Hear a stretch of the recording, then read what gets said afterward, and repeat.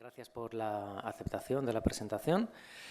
La intención de esta presentación es tratar de ver cómo la teoría, en este caso económica, marxista, no solamente es útil como forma de interpretar el capitalismo, sino también como herramienta crítica contra algunos modos nuevos o aparentemente nuevos de reformismo.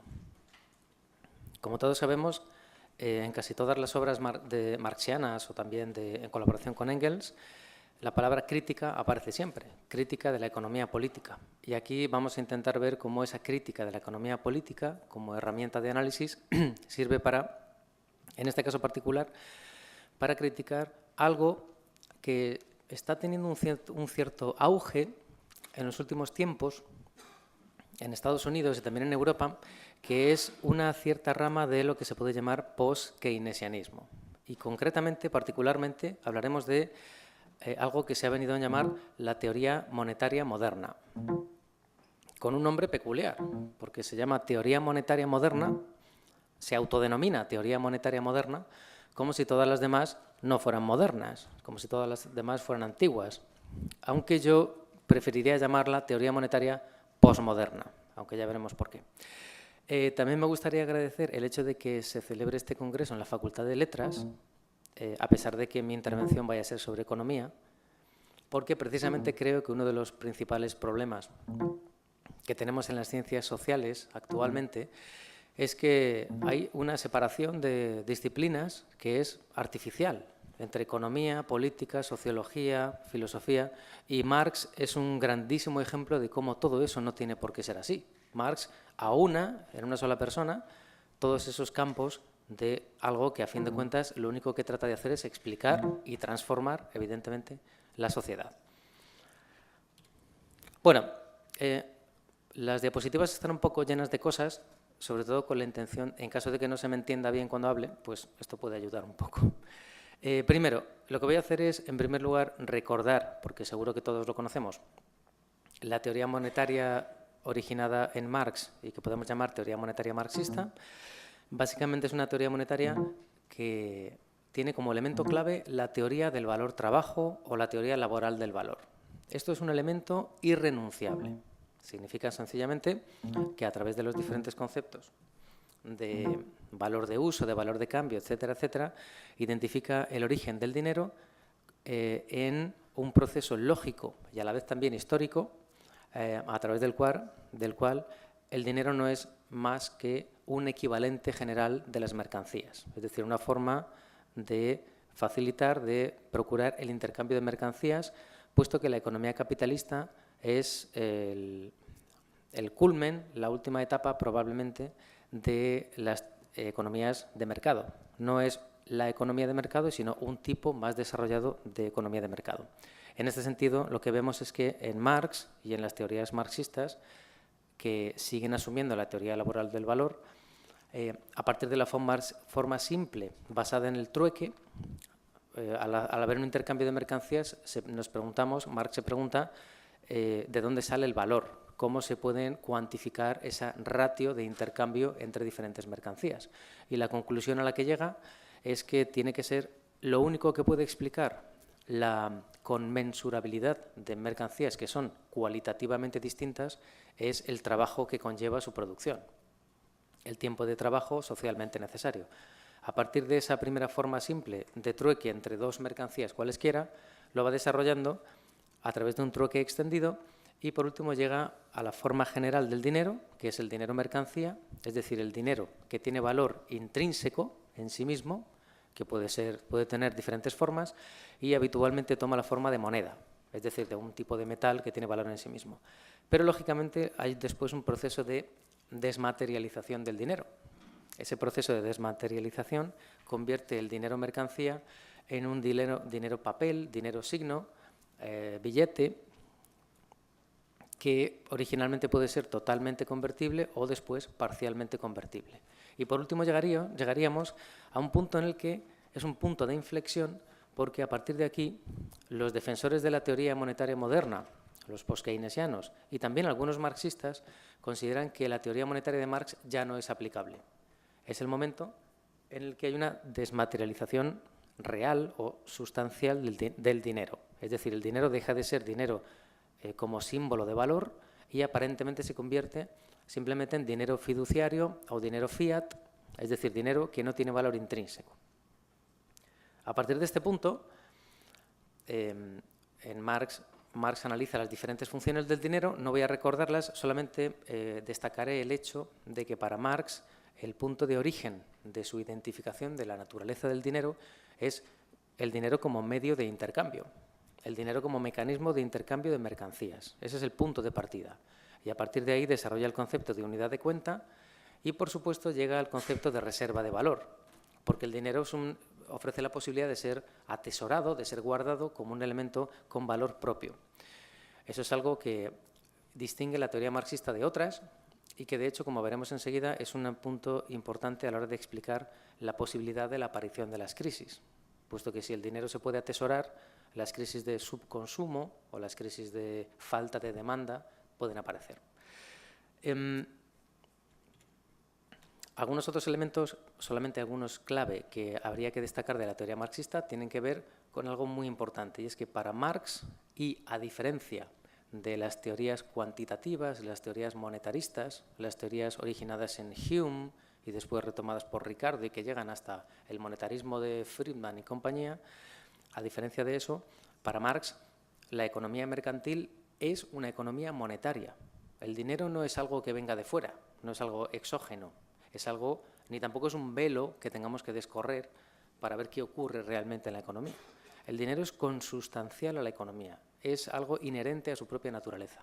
Y lo es porque, ya sea a través del proceso de circulación simple, de M, o mercancía, dinero, mercancía, o ya sea a través del proceso de circulación ampliada, que genera plusvalor, dinero, mercancía, más dinero, a través de la generación de plusvalor en la esfera de la producción. En cualquiera de los dos casos, el dinero no aparece de fuera, sino que forma parte de ese proceso en sí mismo. Sin el dinero ese proceso no podría ocurrir. Por lo tanto, para Marx y para las teorías marxistas, el dinero es endógeno. Lo genera el propio sistema, es necesario para el propio sistema. Y además es no neutral, que sin entrar en detalles significaría que la gestión del dinero produce cambios en la economía. Simplemente, como decía antes, la posibilidad de atesorar dinero puede generar una crisis de falta de demanda, por ejemplo. Ahora, decíamos antes, el punto de inflexión de los años 70, concretamente en 1971, con el famoso shock de Nixon, cuando el dólar dejó de ser convertible en oro a aquella tasa de $35 por onza, ese punto es el que los teóricos de poskeynesianos de la teoría monetaria moderna identifican como una frontera entre dos tipos de capitalismo diferentes. Entienden que la desaparición del patrón dólar-oro supone la desaparición del capitalismo anterior y la aparición de un capitalismo nuevo. Y por eso es por lo que ellos consideran que esta teoría marxista no es aplicable. Ahora entraremos en ello, pero ¿cómo concibe este punto de inflexión la teoría marxista? Bueno, hay varias formas de verlo y es una cuestión problemática que, de hecho, aún a día de hoy es polémica. Puede haber puede haber tres posibles interpretaciones de ese punto de inflexión de los años 70. Una, que no aparece aquí, es aquella según la cual la teoría marxista ya no vale, con lo cual tenemos que desecharla y utilizar otra cosa. No la destaco aquí porque la comentaremos después. Otra es aquella que dice que la desaparición del patrón dólar-oro de Bretton Woods no implica que el dinero no tenga valor en sí mismo. Significa simplemente que los estados han dejado de garantizar un tipo de cambio fijo entre su moneda y el oro. Pero dicen que el dinero en sí mismo sigue teniendo valor y que ese valor, de hecho, está referenciado al oro. Y si no, se preguntan, por ejemplo, ¿por qué los bancos centrales siguen siendo los que más reservas de oro tienen? La Reserva Federal de Estados Unidos, de todas sus reservas, el 75% son oro. El Bundesbank, el antiguo Banco Central alemán, mantiene el 70% de sus reservas en oro. El Banco Popular de China ha incrementado sus reservas de oro 5 veces en las últimas décadas. Los autores que defienden esta perspectiva más tradicional, si queremos, Mandel, Klaus Germer, Rolando Astarita, consideran que esto es una prueba de que el oro sigue siendo un respaldo real del dinero, aunque no lo parezca porque los estados se hayan retirado de alguna forma. Una segunda visión, más novedosa, es la que entiende que el dinero tiene un valor intrínseco, pero no tiene que ser necesariamente en oro, sino que se refiere al valor que se produce en toda la economía. Con lo cual el dinero simplemente es una forma de representar el valor producido por toda la economía en general. Y el oro es una cuestión puramente contingente que no tiene por qué estar necesariamente ahí. Esta es la teoría de la famosa MELT, que sería la Money Expression of Labor Time, la expresión monetaria del tiempo de trabajo. No entro aquí porque es una cuestión un poco compleja, pero vemos que hay avances en la teoría marxista para tratar de determinar cómo se puede adaptar a las nuevas circunstancias del sistema capitalista. Y por último, y ya termino con esto, para la teoría marxista es muy importante el hecho de que, al contrario de lo que dice la teoría cuantitativa y monetarista, no es la cantidad de dinero que circula la que determina los precios. Que haya más o menos dinero no hace que haya más o menos, que los precios suban o bajen. La inflación no se debe solo a que la oferta monetaria suba demasiado. Lo que dice la teoría marxista es justo lo contrario. Es que en realidad la oferta monetaria, la cantidad de dinero que circula, depende en última instancia de los precios y que los precios vienen dados por los valores. En realidad, esta posición es antagónica respecto al monetarismo, pero como veremos enseguida, esta teoría monetaria moderna que trato de criticar aquí asume la perspectiva marxista, es decir, conciben que esto realmente es así.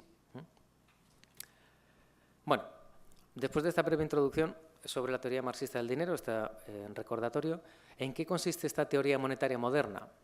No sé si aquí en Portugal tiene mucho predicamento, no sé si se ha oído mucho de ella, pero en España está empezando a tener un cierto renombre, sobre todo a partir, por ejemplo, los dos últimos autores que aparecen aquí, están en la esfera de partidos políticos novedosos que han tenido un cierto auge, que no se consideran marxistas, pero se consideran hasta cierto punto renovadores o reformistas.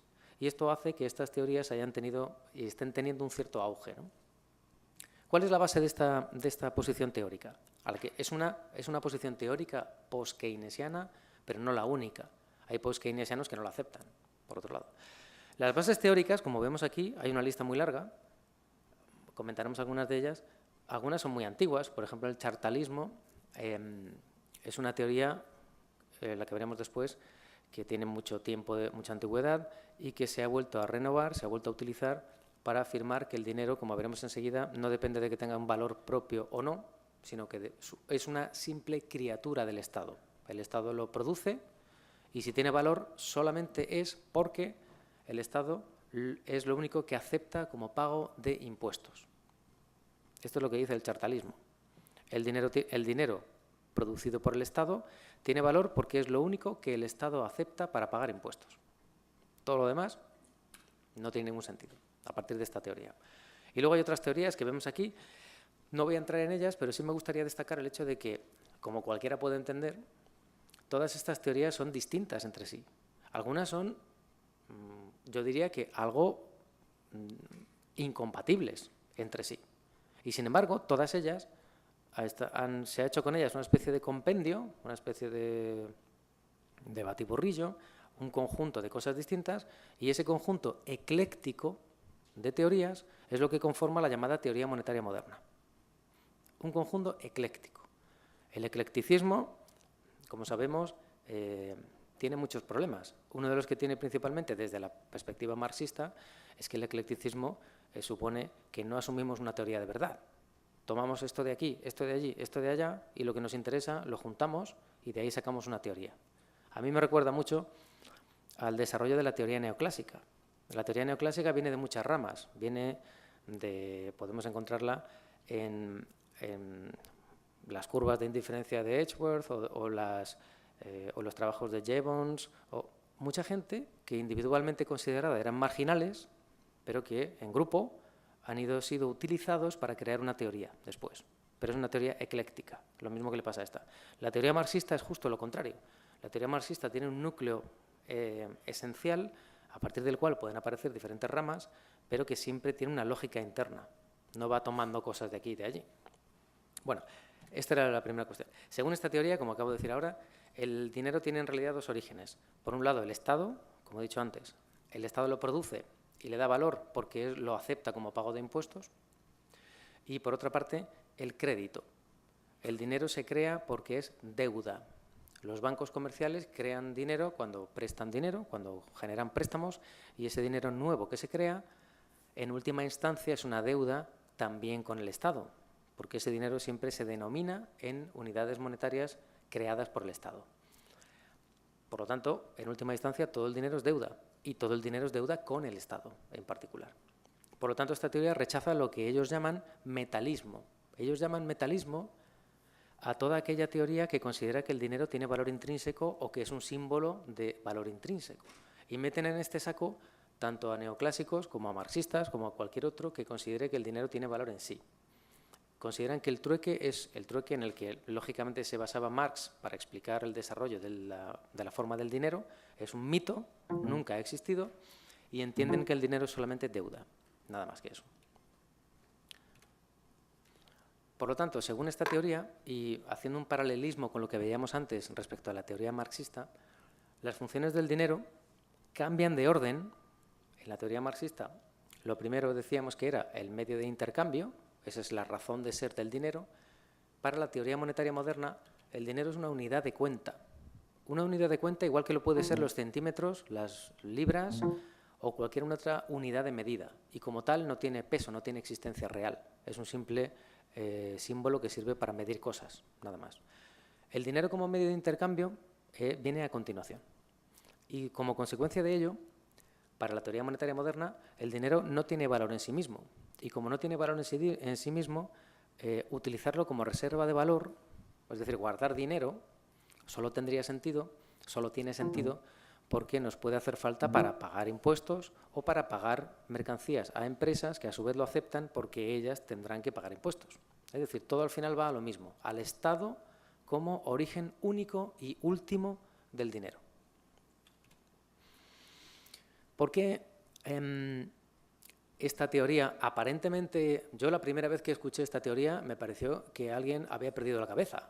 Me pareció que esta teoría era propia de algún demente que no había entendido muy bien cómo funcionaba la economía y que consideraba que toda la historia de la economía hasta ahora había sido un invento. El chartalismo durante mucho tiempo ha sido denigrado. Entonces la pregunta es, ¿por qué vuelve ahora esta teoría con esta nueva forma renovada y supuestamente moderna? Porque supuestamente, en teoría, esta teoría permitiría poner en marcha políticas económicas progresistas y contrarias a la austeridad.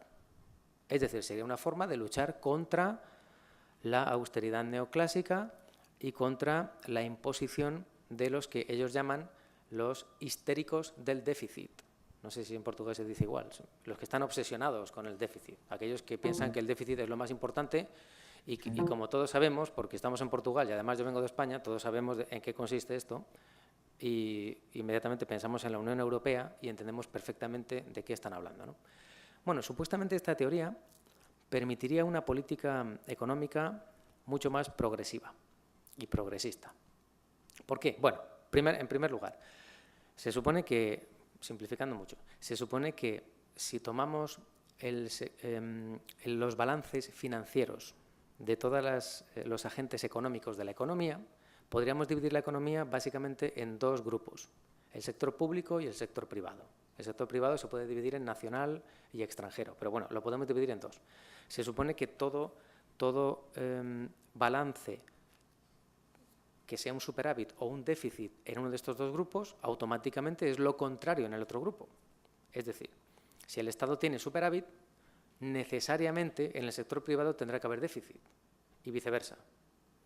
Como principio contable, siempre que en el Estado haya déficit, en el sector privado habrá superávit. Por lo tanto, el déficit del Estado, lejos de ser un problema, es una necesidad para que el sector privado pueda tener el superávit financiero necesario para poner en marcha la economía, para poner en marcha la actividad económica. Así que, según esta teoría, el Estado debe incurrir en déficit. Y el déficit no es ningún problema. ¿Por qué? Porque se supone que cuando el Estado tiene lo que llaman soberanía monetaria, es decir, su propio dinero, su propia divisa, su propia moneda, y además tipos de cambio flexibles, el Estado puede emitir toda la moneda que quiera. Y eso no va a suponer una desvalorización o un cuestionamiento de la moneda, porque el Estado la sigue exigiendo para pagar los impuestos. Por lo tanto, el Estado podría emitir toda la moneda que le pareciera bien. Eso sí, lo cierto es que si se excede, puede ocurrir que genere un proceso de inflación. Pero el Estado debería ser capaz de emitir moneda siempre y cuando la economía esté en una situación de recesión o de crisis. Por lo tanto, la solución a la recesión o la crisis es emitir moneda para crear un superávit. A través del déficit público, crear un superávit en el sector privado y con ello reactivar la economía. De hecho, el Estado con eso no tendría ningún problema. Podría financiar los déficits sin mayor dificultad. Esto significa que los impuestos, por lo tanto, en realidad no sirven para que el Estado ingrese dinero. Su función no es esa, porque el Estado, de hecho, gasta antes de ingresar. El Estado imprime dinero, lo pone en circulación y después cobra. Los impuestos solamente sirven para asegurar que el dinero va a ser aceptado y para, hasta cierto punto, controlar los tipos de interés. Poco más. Y todo esto lleva a una estrategia muy atractiva que todos los que estamos aquí firmaríamos si no fuéramos conscientes de que no se puede aplicar. Bueno, desde mi punto de vista. Esa teoría es la estrategia del trabajo garantizado. Se supone que si el Estado tiene soberanía monetaria, el Estado puede incrementar su déficit y utilizar ese dinero para, entre otras cosas, ofrecer empleo a todas aquellas personas que lo quieran asumir. Es decir, ofrecer empleo a todos aquellos que estén desempleados, pagándoles un salario que se supone que sería un salario mínimo, una especie de renta básica, pero con trabajo a cambio. Es decir, el Estado contrataría a todos los desempleados con un salario fijo bajo respecto al mercado y para eso incurriría en déficit. Pero no pasa nada, porque el dinero lo imprime él y lo asume él como pago de impuestos. Esto serviría para conseguir pleno empleo permanente, incluso en situación de crisis, y para conseguir una demanda agregada elevada y estable. Y ahora, en este punto, introducen un cierto elemento aparentemente marxista, que es, igual que en Marx, el ejército industrial de reserva es una válvula de presión que sirve para que el mercado de trabajo se mantenga siempre con salarios bajos y con gente que necesita trabajar. Esto sería lo mismo, solo que controlado por el Estado y además con un salario. Las preguntas aquí son muchas, luego entraremos, pero esta es la estrategia, el objetivo principal de esta teoría. Por lo tanto, según ellos, el paro no es un problema consustancial o estructural del sistema económico, sino que es un fenómeno monetario. ¿Por qué fenómeno monetario? Porque se puede solucionar a través de la política monetaria y a través de la política fiscal. Bueno, no tengo tiempo para mucho más. En estas diapositivas también se ve una comparación entre las aparentes similitudes y las diferencias sustanciales entre esta teoría y la teoría marxista. Pero yo iría simplemente a unas críticas finales, como a modo de resumen, y luego podemos entrar en algunas cuestiones más particulares. Y básicamente es que, desde la perspectiva marxista, que insisto, e insistiré en esto todo lo que haga falta, se basa en la teoría del valor trabajo, porque si no se basa en esa teoría, yo lo siento mucho, pero no lo llamo marxista, a lo mejor soy un poco estricto con eso.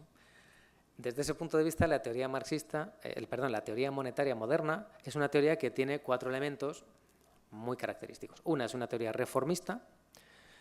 Reformista significa que es una teoría que supone que una política de reformas puede solucionar permanentemente los problemas del sistema capitalista. No estoy diciendo que como marxista esté en contra de las reformas. Lo que estoy diciendo es que el marxismo está en contra del reformismo. Porque reformas y reformismo no son lo mismo, no es lo mismo, no es igual. El reformismo es una filosofía que supone que el capitalismo puede continuar indefinidamente. En segundo lugar, es una teoría voluntarista, porque las presunciones, las suposiciones teóricas que hace sobre el déficit y cómo funciona, pues suponen que el Estado controla la economía a través de la emisión de dinero. No hace falta mucho más que eso para controlar los ciclos. Se olvida de la función que tienen los beneficios, de la función que tiene la inversión, por supuesto, de la ley de la caída tendencial de la tasa de ganancia. Eso no existe. Es una teoría ecléctica, como ya decía antes, no me meto en ello más. Hay muchas teorías que no son muy compatibles entre sí. Y, por último, es una teoría contradictoria, al menos desde el punto de vista de la clase trabajadora.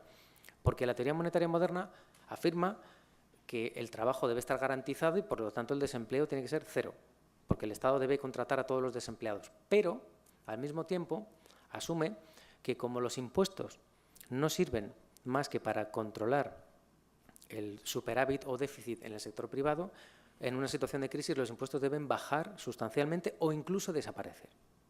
Si es necesario, los impuestos deben desaparecer.